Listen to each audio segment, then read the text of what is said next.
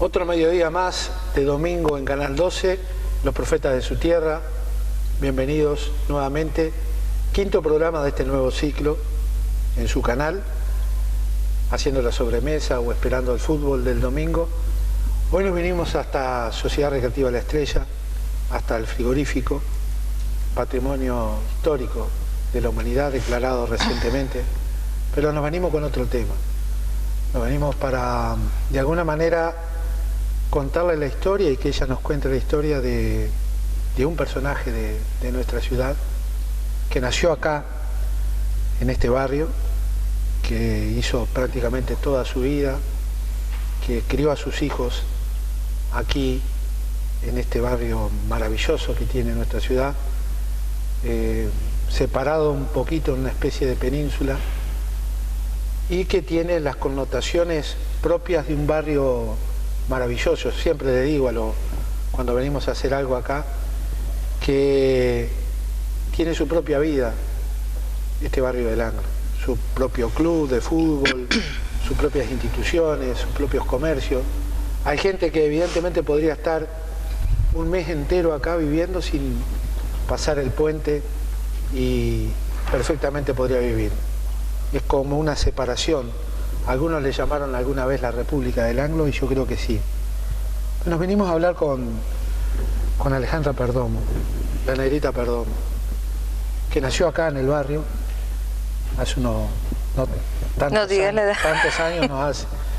Pero con ella nos conocemos hace un tiempo largo ya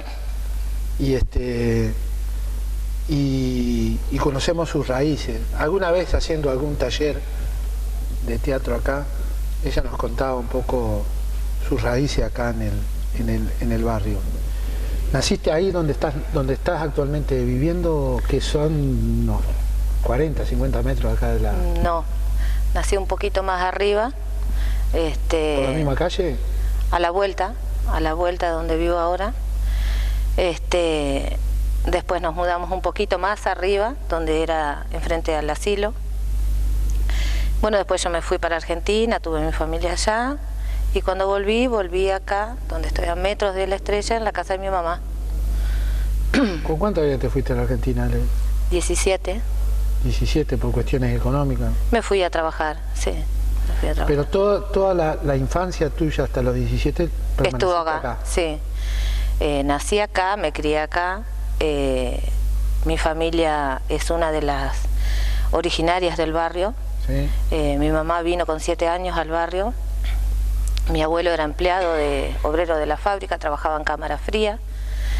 Mi papá fue un tropero de la balanza. Cuando ellos se casan, le dan una casa para ellos. Y ahí es donde nacimos, donde nos criamos. Para las nuevas generaciones, el tropero era aquel hombre de a caballo que traía el ganado. Que trabajaba en la balanza. Que después iba a ser sacrificado y es en definitiva la materia prima con lo que el frigorífico funcionaba. Sí. ¿Tu papá es de acá de Frevento? No, mi papá era de Villa Soriano. Sí. Él vino a trabajar acá a la fábrica. ¿Y ahí conoció a tu mamá? Y ahí conoció a mi mamá, se casaron y bueno, nacimos, somos 5 hermanos. Y bueno, nosotros todos vivimos acá y fue una de las pocas familias que se armaron de coraje y no salieron del barrio. Cuando quisieron demoler el barrio se armó un grupo, 46 familias más o menos que quedaron, entre esos mis padres, y bueno, tuvimos que aprender a vivir de otra manera, con el barrio prácticamente deshabitado, sin luz, sin agua. Pero antes de ese periodo, estaba todo perfectamente condicionado para vivir en total normalidad.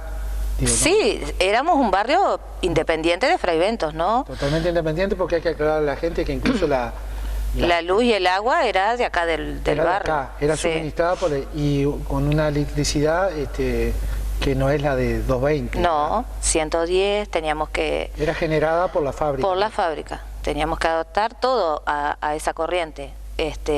Las televisiones, nosotros mirábamos televisión y era batería, lo mejor del programa, nos quedábamos sin batería y se apagaba la tele y no podíamos mirar más. La batería del La batería, sí, sí. Era ahí enchufado con unas pincitas y así mirábamos televisión. Y las cocinas también adaptadas. Y el agua, me decías también que el agua era generada. También todo generaba acá el barrio. ¿Y sí. por dónde? ¿Tenés idea por dónde era suministrada el agua? Y teníamos los tanques grandes que todavía están. De ahí salía el agua para todo el barrio. ¿Sí? ¿Y se potabilizaba ahí? Sí, se potabilizaba ahí, sí, sí. Esa parte de la historia con el tema de la presión del agua, ¿cómo andaban? ¿Bien? Bien. ¿Sí?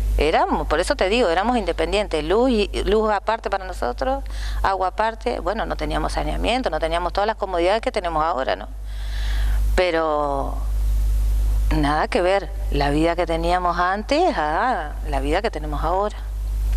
¿Vos estudiaste acá en la escuela? En la escuela 3. Vine hasta quinto porque cuando pasé a sexto fue cuando se hizo el desalojo del barrio. Entonces la escuela se tuvo que cerrar porque no había alumnos. Terminé sexto año en la escuela 27. ¿Te acordás de los maestros de aquella historia? De aquella sí, época? La maestra Nidia Rivas, sí. En ese momento cuando estuvo también Pocha Sinové, de directora.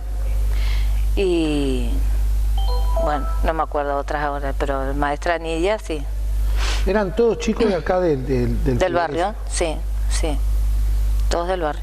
¿Todos del barrio? Todos del barrio. Entonces cuando empezaron a demoler, que vinieron para demoler el barrio, hicieron los Palomares y los apartamentos ahí en Roberto Ayun y había que salir.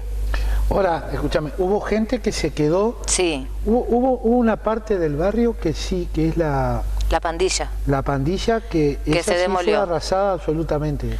Quedó una casa en pie, una sola casa quedó. Una sola porque un señor se paró enfrente y se sentó y no salió. Una sola casa quedó.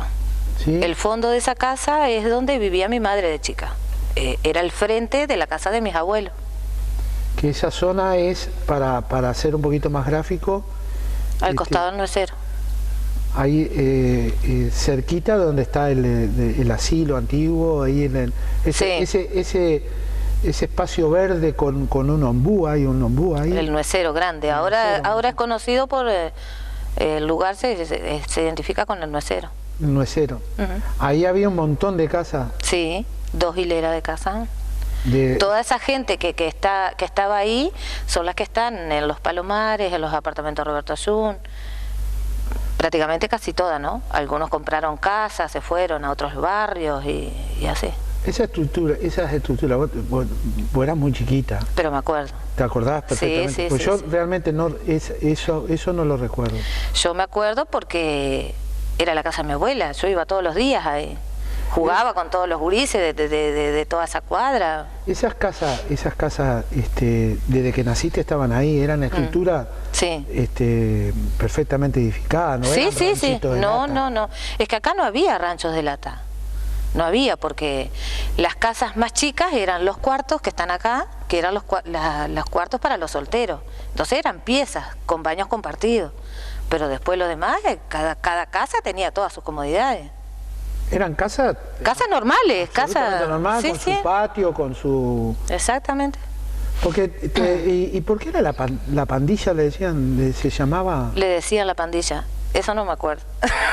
No, porque viste que te da la sensación como que de decir, como que era algo fuera del barrio y que se armó medio como desprolijamente. No, yo no me acuerdo bien por qué. Yo pienso que capaz debe ser porque estaban una al lado de la otra. O sea, venía a ser como un tipo de viviendas ahora, como están en el J3, unas cosas así, una casa pegada a la otra. Y más o menos mantenían casi todas las mismas estructuras. Sí, más o menos sí. Pero la estructura que es característica del barrio. Claro. Esa construcción que es... Sí. Acá, viste, igualmente hay varios tipos de casas, ¿no? Las más...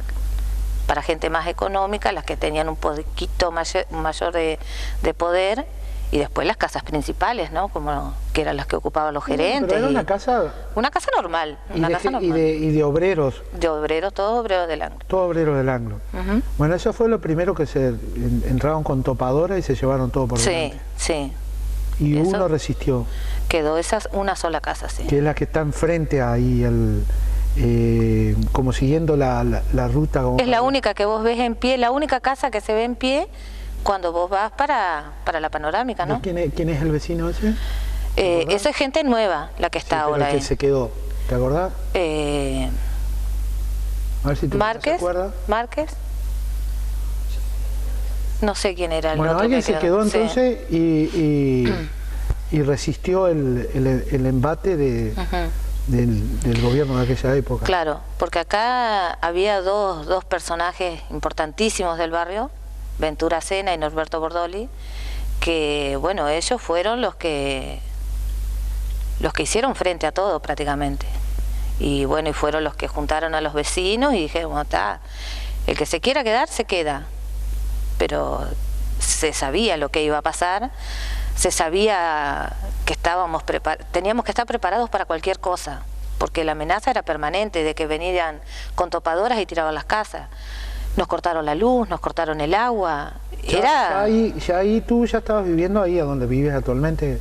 No. ¿Todavía no? No. Yo cuando volví de Argentina con mis hijos, recién ahí vine ahí. Sí. Así que estaba cerquita donde pasaban las topadoras. Y sí. ¿Vos te acordás de ese día? No, de ese día no me acuerdo.